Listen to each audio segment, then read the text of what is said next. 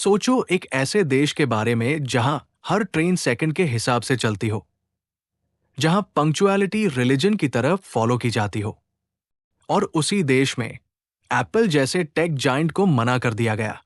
नहीं, तुम हमारी ट्रेन्स को ट्रैक नहीं कर सकते। ये कहानी है जापान की, जहां टेक्नोलॉजी को कल्चर और प्राइवेसी से पहले रुकना पड़ता है। तो चलिए शुरू करते हैं एप्पल मैप्स, जापान और एक इनविजिबल बाउंड्री की कहानी। जापान के ट्रेन्स सिर्फ एक मोड ऑफ ट्रांसपोर्ट नहीं, एक डेली मिरेकल है। शिंकानसेन यानी bullet trains 320 kilometre per hour की स्पीड से दौड़ती है, और सबवेज, स्पेशली टोक्यो मेट्रो, हर दिन क्रोरो लॉगाउन को टाइम पार पहुंचती है। शिंजुकु स्टेशन, टोक्यो, दुनिया का बिजिएस्ट रेलवे स्टेशन है। रोज 35 लाख लॉग इधर से गुजरते हैं। जापान में लेट ट्रेन एक ब्रेकिंग न्यूज होती है। 1 मिनट का डिले भी कंडक्टर अनाउंसमेंट में माफी मांगता है। यह प्रिसिशन सिर्फ एक हैबिट नहीं, कल्चर बन चुका है। एप्पल ने iOS 10 के साथ 2016 में मैप्स में ट्रांजिट फीचर ऐड किया। लेकिन जापान में रियल टाइम का मतलब था लाइव अपडेट्स।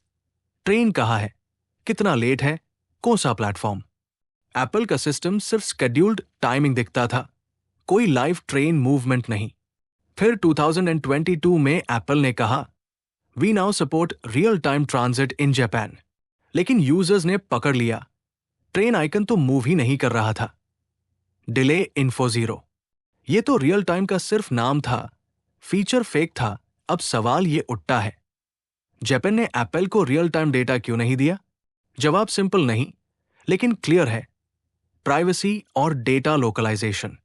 जापान के स्ट्रिक्ट डेटा लॉज कहते हैं कि user data, specially location based data, local servers पे हाई स्टोर होना चाहिए। और एप्पल, जो खुद को प्राइवेसी फर्स्ट कंपनी बताता है, किसी भी यूजर की एक्टिविटी को ट्रैक नहीं करता बिना कंसेंट के। तो एप्पल के पास सिर्फ एक ऑप्शन था, या तो जापान के लॉज और कल्चर को इग्नोर करो या अडेप्ट करो। उन्होंने दूसरा रास्ता चुना। अगस्त 2024 एप्पल ने quietly real time feature roll out किया, सिर्फ टोक्यो रीजन के लिए।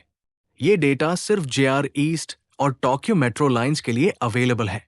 मतलब पूरा जापान अभी भी एप्पल मैप्स पे रियल टाइम ट्रेन्स नहीं देख सकता। गूगल मैप्स ने यह फीचर पहले ऐड कर दिया था, लेकिन वो जापान के डेटा को डिफरेंट तरीके से एक्सेस करता है। एप्पल का मॉडल स्ट्रिक्टर है, क्योंकि वो यूजर्स का डेटा सेल नहीं करता। इस पूरी कहानी से एक पावरफुल लेसन मिलता है, हर एडवांस्ड फीचर हर जगह लॉन्च नहीं हो सकता।